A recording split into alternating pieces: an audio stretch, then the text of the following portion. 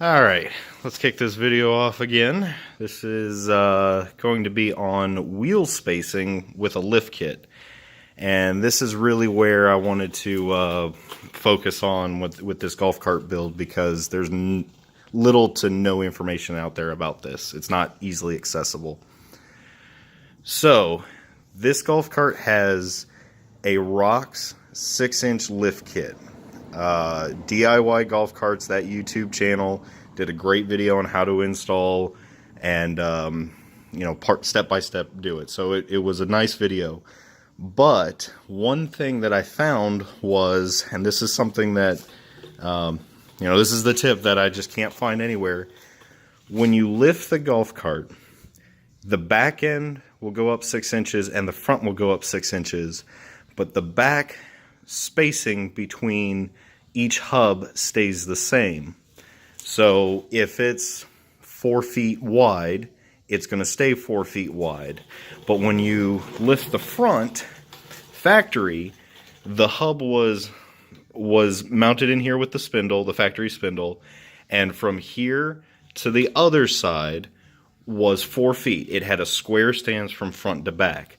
But when you put on a 6-inch lift, your hub comes out and drops down to meet the back of the actual wheel itself, the rim. So now you have the factory spacing in the rear, but you have a wider front stance, which, with it going up in the air, it being wider is fantastic and is what you want for the sake of stability. But it looks goofy when that wheel on both sides is sunk in to the body and the fronts are nice and wide and stick out. You can see how much tire actually sticks out right here from the front to the rear. So I'm going to show you on the other side, because I've taken the rims off, show you what I've done to get this stance. This is another tip, it will also look exaggerated. The goofiness will look exaggerated if you don't put spacers on the rear and the front just as it is, and you put on those big giant mud fender flares, the mud guards.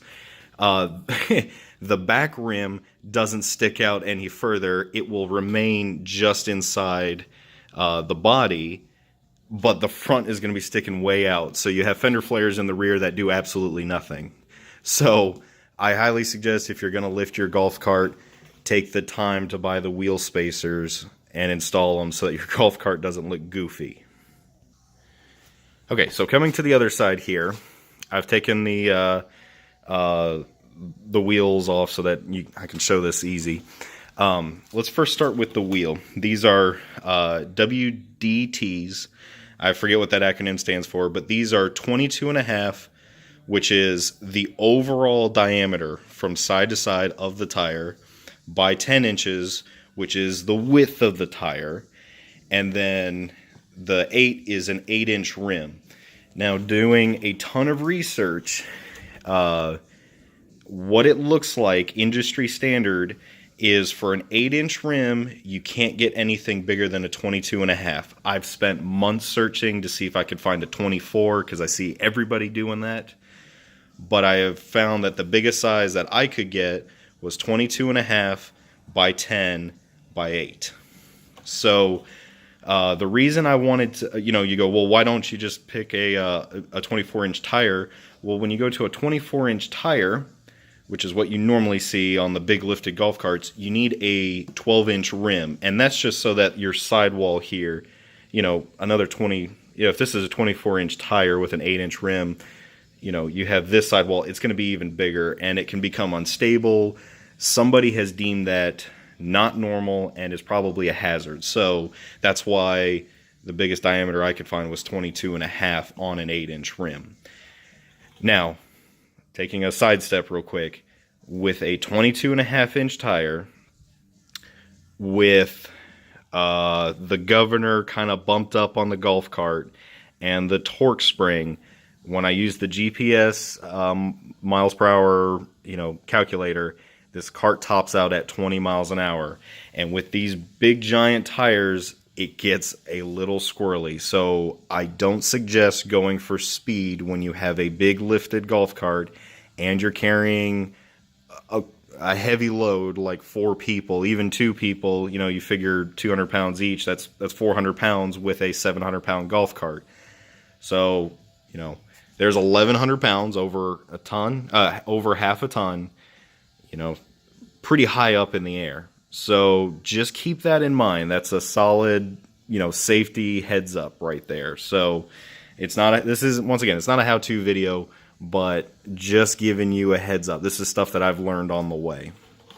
So 22.5-inch tire on an 8-inch rim. And these are the factory rims. I wanted to stick with the factory rims because, one, it came with the golf cart, and 2, when you look at rims for your golf cart, first off, they're expensive. You'll drop $800 easy on a set of tires and rims for your golf cart. These tires, all 4 of them, I think I picked them up for under $300. Took them to I had to take them to an auto a shop to actually put them on the rim, because they do have a very nice cable built into the bead, a lot better than just, say, like a lawnmower tire.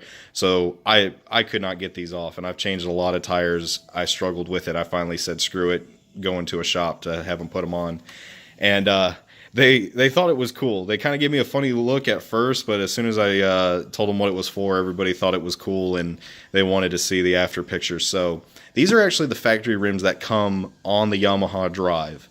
I've rhino lined them to just give them the black look, and it's actually worked out pretty well. They're really durable. That coating's really durable. So, you know, it's not the cleanest looking, it's not the shiniest looking, but for my purpose and just that rugged durability, I like the rhino lined rims. I think it's cool, especially with the they really offset these. Let's see if I can get this to focus. These cobalt blue lug nuts, and I'm not sure if the camera shows it really well, but these are nice. They're a little bit brighter than what the camera shows as far as color. There we go. Now, these are, you know, you could call them extended, open end. Oh, God, focus. These are long extended tuner, you could call them, I think is how eBay calls them, lug nuts. They are aluminum, and the wheel studs are M12, so it's a metric, so M12 by 1.25 thread. So there you go. That's the thread on a Yamaha golf cart hub, is an M12 by 1.25. So if you want to look for a set of lug nuts, there's your thread pattern.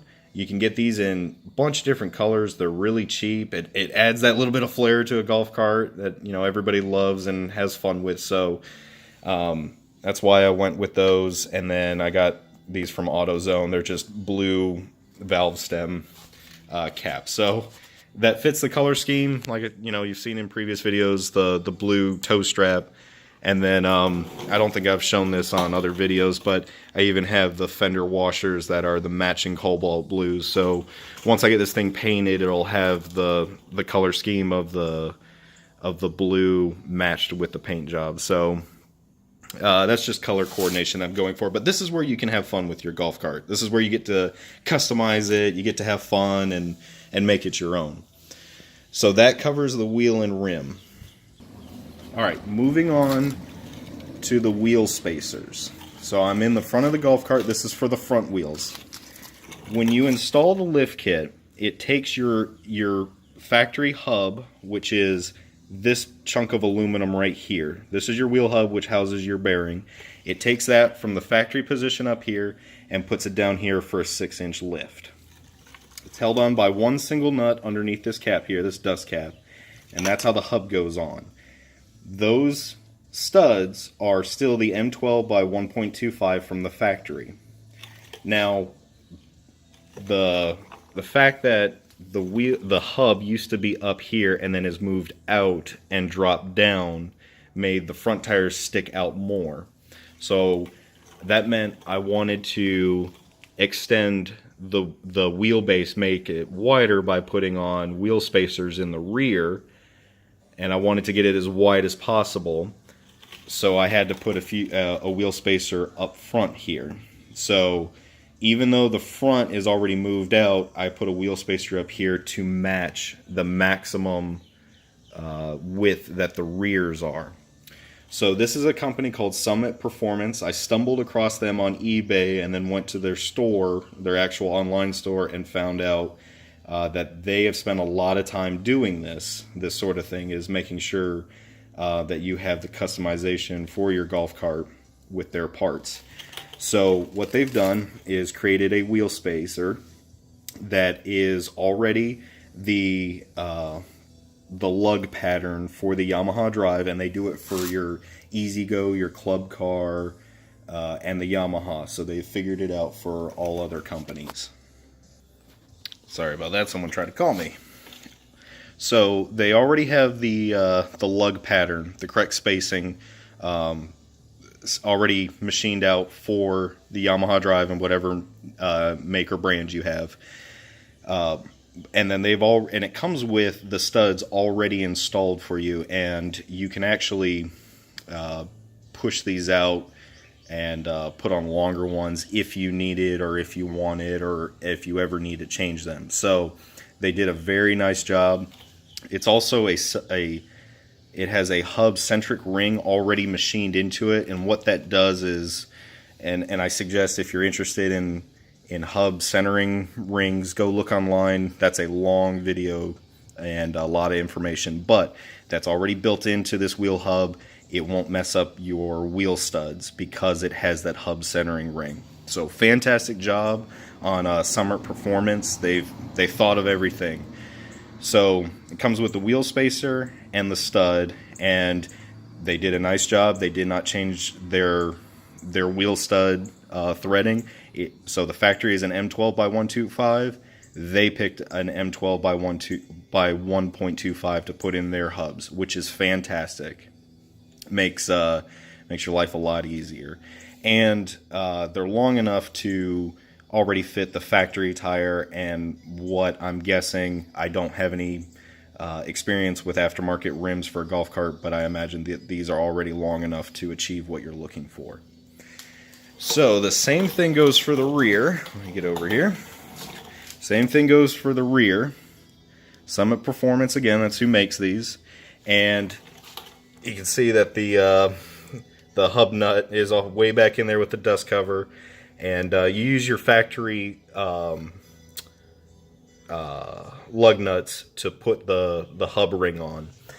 So with all this to say, this is what I found out to get a square stance. And by square, let me just remind you, that means the front tires from the outside to outside are the same width apart front to back.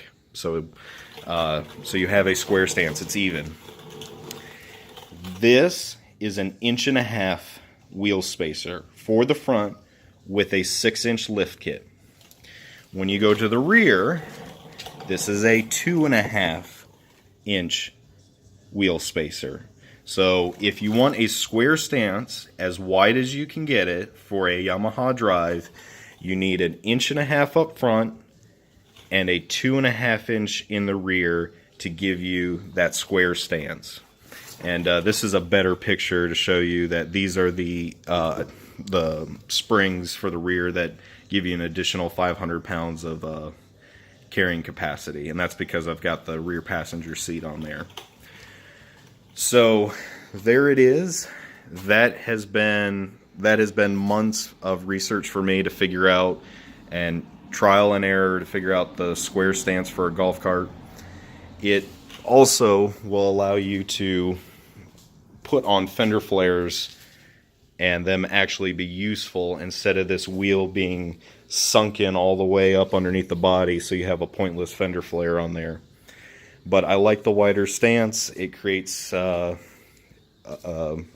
gives you a tipping security. It won't it's not as easy to tip over as a narrower stance. So if you're gonna lift your golf cart, if you're gonna want to do it right, get yourself wheel spacers to make that stance square and as wide as possible. Alright, so I think I've covered everything with this golf cart as much as I wanted to. There are some things yet to come. I've thought about doing a light bar. I will be painting the golf cart. But if you have any questions, post them in the comments and I will actually try to answer them. And if it's a question that you want answered via video, I might be able to make a video specifically for you to answer that question. But I hope y'all have enjoyed this little series. It's the first time doing it, so thank you for all the mistakes I've made, grammar, and any shaking of the camera. But this is just to give everybody an idea of what you can do with the Yamaha Drive and hopefully spur any ideas that you may have or any customization that you would like. But you know, this is a video to hopefully get you where you want to be, give you ideas, and see what other people are doing. Oh, I guess I'll have to do a video on the snowplow that I hooked up to this and show you how I did that. But all in all, that's my Yamaha Drive golf cart.